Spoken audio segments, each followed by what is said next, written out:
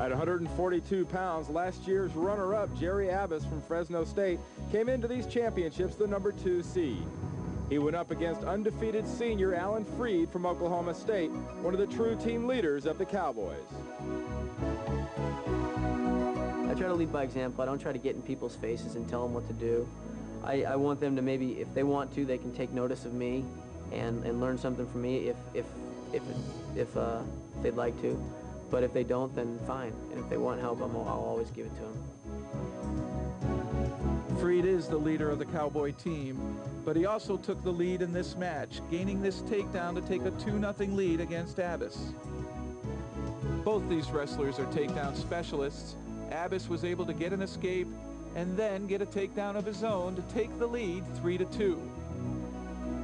The action continued to flurry. And in perhaps the most bizarre call of the finals, with just seconds remaining in the first period, Abbas was content to just hang on to Freed's leg and kill time. Freed took full advantage, reversing Abbas in a very questionable call to go up 4-3. And obviously, Abbas's coach, Dennis DeLito, didn't agree. The score was 7-4 Freed at the end of 2. Let's go back now and listen to our call of the third period. Here at the start of the third, Gerry chooses the down position. Alan Freed of Oklahoma State on top. Freed should be a little bit careful here, Randy. He got into trouble in this position before. Abbas does some real funky stuff there on bottom. Forward rolls, and that can put you in poor position and ultimately lead to a reversal. It's much easier to just let your opponent go, not get caught with the 2-pointer, just give up the 1. Alan Freed obviously dominating this match so far physically. There it is, that forward roll by Abbas. Referee breaking it there, watching out for Freed's knee. And that's what you bring up, the point of the 2 planes and the opportunity for injury in those instances. That's correct. If a joint is taken in 2 different directions at the same time or 2 different planes, a referee will break it. Minute and 25 seconds to go in the third period. Alan Freed, clearly the aggressor. Gerry of Fresno State in the blue on the bottom, being very defensive. Yes, he is. In fact, Freed almost turned him with a tilt there, and now Gerry has been warned for stalling. And Freed's going to cut him loose. And that's a release. That escapes. 7-5 is our score. Well, despite the bad call early, Abbas is in a real position to come back. And, oh, a poor shot there by Abbas. He got to Freed's ankle, but got fully extended, laid out on his belly. Very easy for Freed to be able to spin around behind him. That was 2 points. 2 points for the takedown, and then a point to Abbas for the escape. Score 9-6. Little fatigue there, Randy. Abbas seems to be wearing down, Freed growing stronger. That could be both the culmination of a physical fatigue and frustration. Well, last year you made the point when Abbas wrestled Lincoln McElravy of Iowa. Started fast, finished slow. Seemed to be the same thing, and here you see Freed gets another 2 points. Score 11-6. 30 seconds to go now. And Freed is dominating here. He's putting a punctuation mark on this match.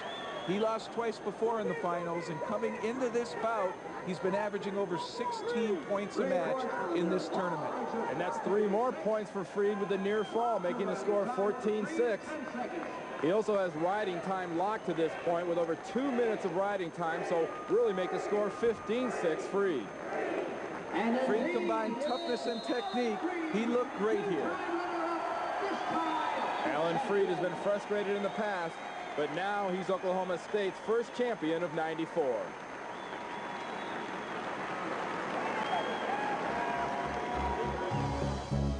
Still to come, Oklahoma State's Pat Smith. After this message and a word from your local station.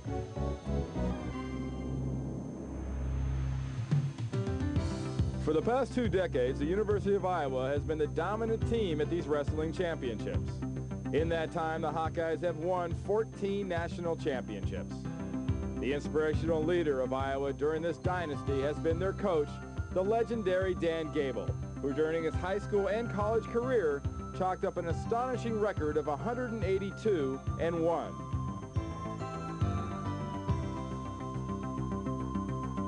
Iowa's Lincoln McElravy, last season's champion at 142 pounds, has stepped up a weight to 150 pounds. He feels that he and his Iowa teammates need to reunify next year to get back on top. Basically, this year, kind of our theme, maybe not because we wanted it to be, was we had kind of like 10 individuals rather than a team.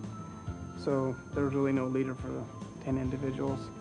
And that's a chapter that's going to be heavily edited for next year. It's going to be changed a lot. You know, we're going to have to become a team again if we're going to win some national titles as a team. McElravy's competition came from senior Brian Harper of Michigan. The two have done battle 3 times this year. McElravy won all 3. Harper, the number 6 seed and a senior, wanted to go out, quote, with both guns blazing. McElravy, on the other hand, carried the pride of Iowa. He wanted to become their first national champion of this tournament.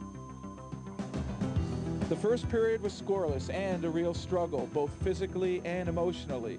Harper's face was bloodied from the constant bangs and nicks he acquired during the championship,